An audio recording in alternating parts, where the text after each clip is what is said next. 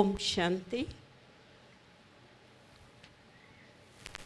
बाल व्यक्तित्व विकास शिविर जिसका आयोजन, जिसका बीज या फाउंडेशन 1983 में ब्रह्मा कुमारीज का हेडक्वार्टर जहां माउंट आबू के अंदर शुरू हुआ और इस कार्यक्रम के अंदर बहुत छोटे छोटे बच्चों को शुरू में ले जाना शुरू किया और जब बच्चों का व्यक्तित्व विकास के अंदर इतना परिवर्तन देखा कि आज वो जो बच्चे हैं, खुशी और गौरव का अनुभव मैं इसलिए कर रही हूँ क्योंकि इस शिविर से ही आज जो बाल व्यक्तित्व विकास जिस शिविर का आज समापन समारोह हम यहाँ देख रहे हैं और इस मंच का जो कुशल संचालन कर रही है ये हमारी डॉक्टर किरण बहन रावल। ये थर्ड स्टैंडर्ड में पढ़ती थी और इस शिविर के अंदर में आई और आने के बाद इसने जो जो कलाएं अपने अंदर भरी, कहते हैं कि प्रत्यक्ष को प्रमाण की ज़रूरत नहीं पड़ती है। तो जोरदार मंच संचालक किरण बहन के लिए तालियां। छोटी सी किरण यहाँ इस ब्रह्मा कुमारी संस्था के साथ में ज्वाइंट हुई, उसकी मम्मी आती थी, लेकिन छोटे छोटे नाटक, डांस और उसने बहुत सारी स्पर्धाओं के अंदर भाग लिया और आज इस संस्था को ये गौरव है कि संस्था को एक कुशल वक्ता प्राप्त हुआ है। ऐसे ही हमारे इस संस्था के अंदर समर्पित ब्रह्मा कुमार जयकिशन भाई भी बच्चों के शिविर में आबू जाया करते थे और उन्होंने भी अपनी बहुत सारी कलाओं का वहाँ प्रदर्शन किया। मुझे याद है, शायद मैं राइट भी हूँ, गवर्नर के हाथ से उन्होंने कोई प्राइज भी विन किया हुआ है। उस समय कोई गेस्ट आए थे और उसने बहुत सुंदर कपिल देव का, मैं समझती हूँ, हाँ, सुनील गावस्कर, अच्छा, सुनील गावस्कर का उसने पेंसिल से फोटो स्केच किया था। मैं समझती हूँ 8 में पढ़ता होगा और तब समर कैंप के बच्चों को लेकर के मैं ही आबू जाती थी। तब उसने और किरण ने और भारत के अंदर से लगभग 3000 बच्चे आए थे और उनमें ये दोनों फर्स्ट विनर थे मेहसाना के। तो जोरदार तालियां।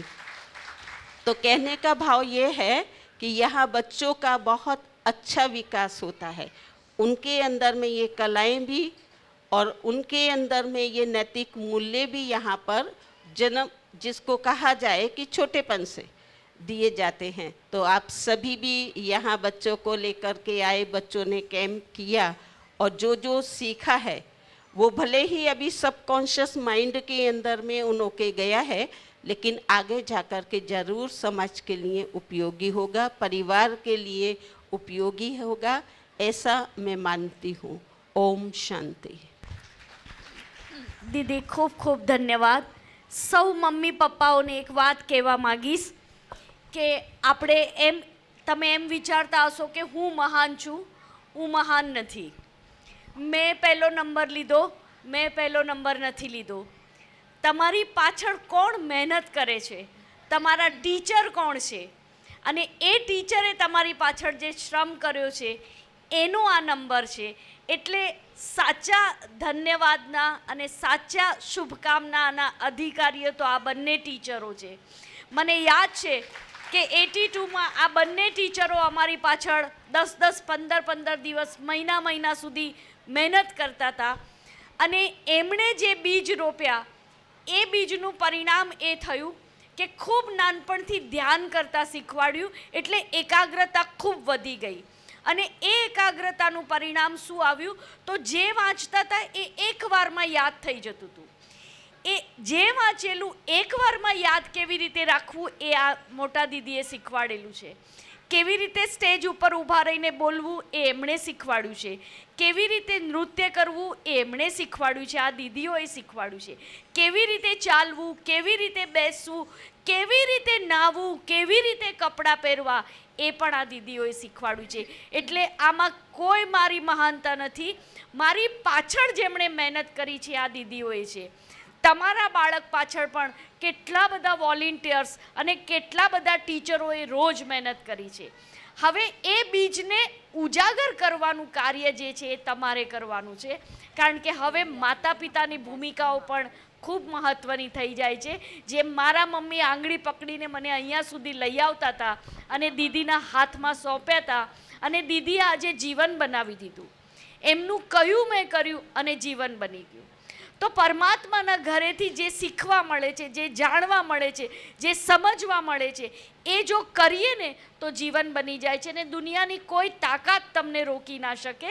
એટલે મને ગર્વ છે કે મારા ટીચર બંને અહીંયા ઉપસ્થિત છે. એટલે એકવાર જોરથી તાળીથી મારા તરફથી હું નતમસ્તક સાથે આપનો ધન્યવાદ કરું છું કે આપે મને આ લાયક બનાવી છે. અને આ વિશ્વવિદ્યાલયના મારા જેવા 20,000 ભાઈ બહેનો છે ઉત્તર ગુજરાતના, જે તમારી જેમ ઘર ગૃહસ્થીમાં રહે છે. હું પણ ઘરમાં રહું છું, પણ આ વિદ્યાલયમાં રોજ આવું છું અને રોજ ઈશ્વરીય જ્ઞાનનું રસપાન કરું છું. અને આ દીદીઓ જે શીખવાડે છે એને જીવનમાં મંત્ર બનાવીને યાદ કરી લઈશું.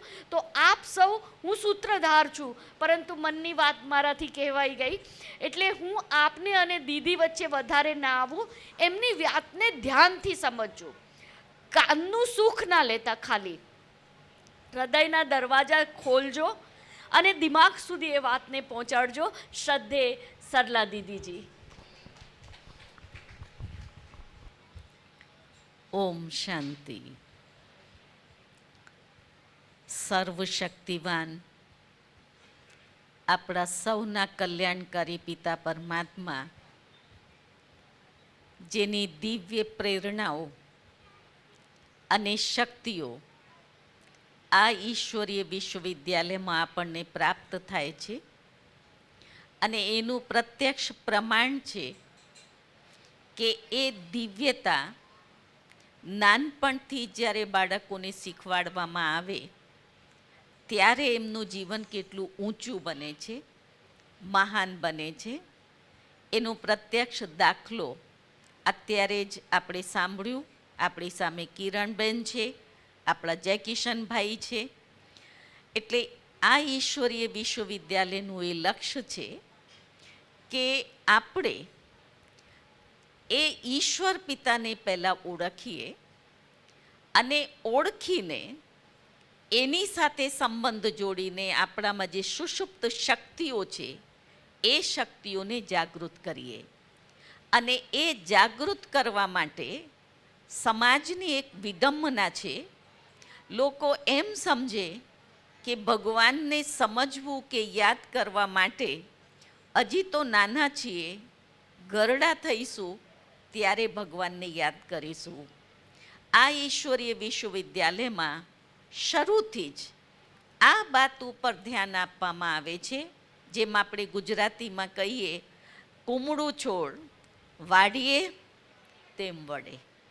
એટલે પરમાત્મા પિતાએ જ્યારે આ વિદ્યાલયની સ્થાપના કરી ત્યારે આપણા, જેને આજે આપણે દાદીઓ કહીએ છીએ, 8 વર્ષના, 10 વર્ષના, 12 વર્ષના હતા ત્યારે એ સંસ્કારોનું સિંચન કર્યું. અને એ દાદીઓ આજે આ વિદ્યાલયના પિલર બન્યા, જેના ઉપર આખી સંસ્થા ઊભી છે. તો હું, સમય બહુ થઈ ગયો છે, આજના દિવસે આપ સર્વ પેરેન્ટ્સને ને દાદા દાદીઓને એક નમ્ર વિનંતી કરીશ કે આપણે ડિવાઇન ચાઇલ્ડ સમર કેમ્પમાં તો છોકરાઓને 10 દિવસ માટે મોકલ્યા, માત્ર 10 દિવસ પૂરતું નથી. એ સંસ્કારો બીજના રૂપમાં અંદર ગયા. એને સિંચન કરવા માટે આગળ પણ તમે ભલે દર રવિવારે એમને મોકલતા રહેશો, તો જે એ શીખ્યા છે એ સંસ્કારમાં આવશે, જીવનમાં ધારણ થશે. અને એ જીવનમાં ધારણ થશે તો એ દિવ્ય અને મહાન વિભૂતિઓ બનશે. મને અહીંયા બેઠા સામે જ્યારે છોકરાઓ અને મમ્મી પપ્પાઓ અનુભવ સંભળાવતા હતા ત્યારે એક સંકલ્પ આવ્યું કે આ છે ડિવાઇન ચાઇલ્ડ, એની જગ્યા ડિવાઇન લાઈફ પેરેન્ટ્સ માટે એક કેમ્પનું આપણે આયોજન કરીએ, કારણ કે એમને સંસ્કાર આપવા માટે હવે નિમિત્ત કોણ છે? તમે છો. તમે જે રીતે અહીંયા બહેનોએ તો ખૂબ સારી સારી શિક્ષાઓ આપી અને જુદા જુદા ઢંગથી હું જોતી હતી કેટલા મહેનતની સાથે અને બાળકોના મનમાં ઉતરી જાય કેટલું ઊંચું જ્ઞાન આત્માના માટે જેને લોકોએ કહી દીધું, સંન્યાસીઓએ જંગલમાં જઈને નહીં મેળવી શક્યા એટલી તપસ્યા કરી. આ તમારું બાળક 10 દિવસમાં આત્મા કહેતા શીખ્યા, પરમાત્મા કહેતા શીખ્યા, એના યાદથી આપણને શક્તિ મળે છે, એ શક્તિની અનુભૂતિ કરતા શીખ્યા. તો એમની કમાલ છે. એ સંસ્કાર એમના બનેલા રહે એના માટે 7 દિવસનું પેરેન્ટ્સ પણ કોર્સ કરે અને એ સંસ્કારો એમને જેમ શીખવવામાં આવ્યું કે તમે સવારે ઉઠીને બાબાને ગુડ મોર્નિંગ કરો, રાત્રે સૂતા ગુડ નાઇટ કરીને સૂઈ જાઓ, જમતા તમે ભગવાનને યાદ કરો, પહેલાં એને અર્પણ કરો. જ્યારે બાળક આ કરે ત્યારે તમને ગમતું હતું? કયા મા બાપને ગમતું હતું? હાથ ઊંચું કરો. આ જ્યારે ગુડ નાઇટ કરે, ગુડ મોર્નિંગ કરે તો બાળકો કરતા હતા આવું બધું, તો તમને ગમતું હતું? બધાને ખુશી થતી હતી. હવે જ્યારે છોકરું કરે ત્યારે તમને ખુશી થાય અને સાથે સાથે જો તમે પણ કરો તો પરમાત્માને ખુશી થાય. તમે પણ એના બાળક છો ને. તો એક આખું પરિવારનું વાતાવરણ એવું બની જાય જેનાથી એ પરિવારમાં પણ સુખ શાંતિ સમૃદ્ધિ આવે. હું વધારે ના કહેતા, જે આ કેમ્પની પાછળ જે બહેનોએ ખૂબ મહેનત કરી છે, એમને જુદા જુદા ઢંગથી ઊંચું જ્ઞાન પીરસ્યું છે, વેલ્યુઝ એમને શીખવી છે, નાટક દ્વારા, એમની એક્ટિવિટીઝ દ્વારા. એ બધે જ બહેનો મંચ ઉપર આવે, જેમને એમના ક્લાસ લીધા છે બધા જ બહેનો મંચ ઉપર આવે. શિલ્પાબેન, પૂનમબેન, છાયાબેન, જેમને પણ ક્લાસીસ લીધા છે, નીતાબેન જલ્દીથી આવશો. આવો. અને એમની સાથે આપણા ક્લાસમાંથી ધર્મિષ્ઠાબેન, વોલેન્ટિયર્સ હા, જે સેવાધારી હતા, વોલેન્ટિયર્સ જે પણ હતા એ પણ આવશે. ધર્મિષ્ઠાબેન, નીલમબેન, ઈલાબેન, મંગળભાઈ. દીદી અત્યારે એ બધા સેવામાં જ છે, બહાર પેલી અરે, તૈયારી બધા કરે આવે છે. હા, થોડાક છે. હા, અહીંથી જ આવી જાઓ, અંદરથી જ આવી જાઓ.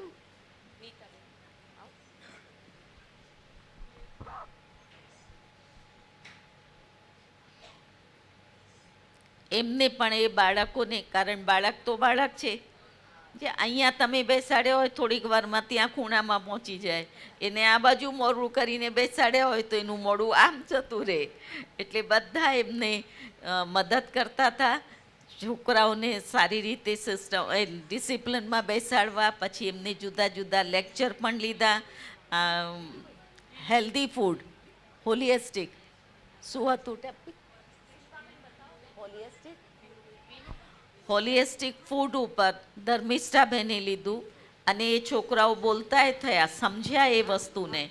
એટલે આ બધાનું આપણે ખૂબ ખૂબ ખૂબ કરતલ ધ્વનિથી આભાર પણ વ્યક્ત કરીએ છીએ.